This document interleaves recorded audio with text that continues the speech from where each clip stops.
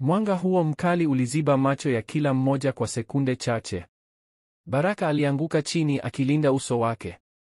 Asha alifunika macho kwa mkono huku akitafuta kilichosababisha mgurumo huo wa ajabu.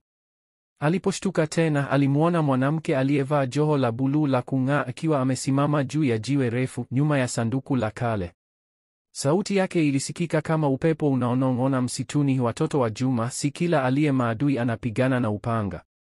Wengine hutumia giza la maneno. Mwanaume wa mikono mitano alishtuka, akapiga hatua nyuma. Wewe bado hai? Mwanamke huyo alitazama kitabu, kisha akasema, niliapa kulinda siri hii mpaka wenye haki waifikie. Leo ni siku hiyo. Asha alishindwa kuvumilia, akasogea mbele. Wewe ni nani? Na kwa nini wazazi wetu walihusishwa na yote haya? Mwanamke alishuka kutoka kwenye jiwe, akasogea karibu na watoto. Mimi ni dada wa mama yenu. Nilifichwa kwa usalama.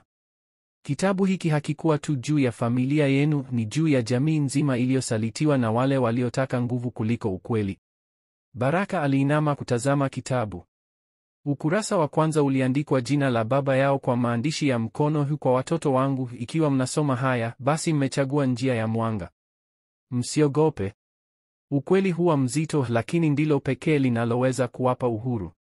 Wakati huo, wanakikundi cha mikono mitano walijiandaa kupambana.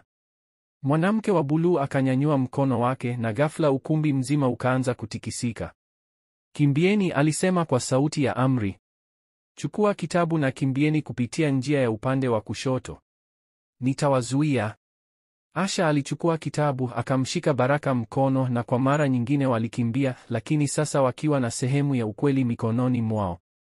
Walikuwa na jina la mama yao. Walikuwa na jina la adui yao.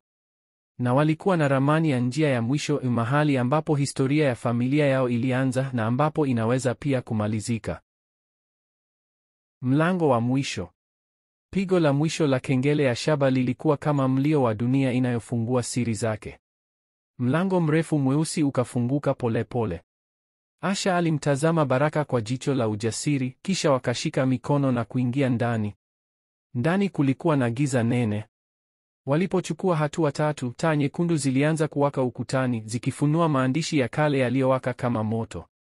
Ushahidi wa mwisho umefichwa ndani ya moyo wa uovu. Uovu huo si wa kuupiga, bali kuuelewa. Chumba kilipanuka kama ghafla. Kulikuwa na sanamu kubwa ya mtu mwenye sura kama ya baba yao, lakini macho yakiwa mekundu kama damu. Sanamu hiyo ikaanza kuzungumza kwa sauti ya chuma, mna hakika mnataka kujua kila kitu? Ukweli hauponyi moyo, huuchoma hadi kuacha kovu la milele. Asha alisogea, akasema kwa udhabiti, ndiyo. Tumeumizwa vya kutosha kwa uongo. Tunaweza kubeba chochote, mradi tu ni kweli. Sanamu ikageuka kuwa mawingu meusi, kisha taswira mpya ikaonekana, mwanamume aliyewasaliti wazazi wao, akiwa mbele ya kundi la watu wenye silaha. Asha na Baraka walitambua, huyu ndiye aliyesababisha mauti ya wazazi wao. Mlango wa mwisho ukafunguka. Ndani kulikuwa na funguo ya dhahabu iliyowekwa juu ya jiwe lenye maandishi, fungua mlango wa damu, lakini kwanza utembee juu ya kumbukumbu. Wakiwa na funguo ya dhahabu mikononi, walifika kwenye njia iliyojengwa kwa vioo vya kioo cha zamani.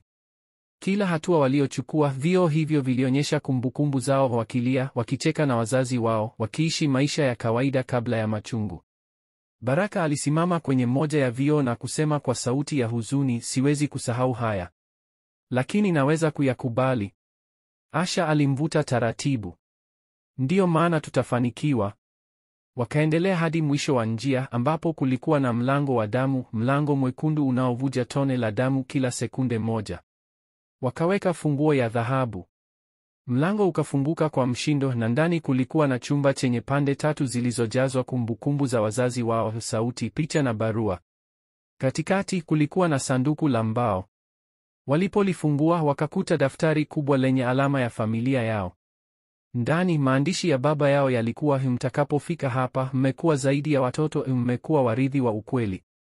Endeleeni. Sasa jibu la mwisho linawangoja.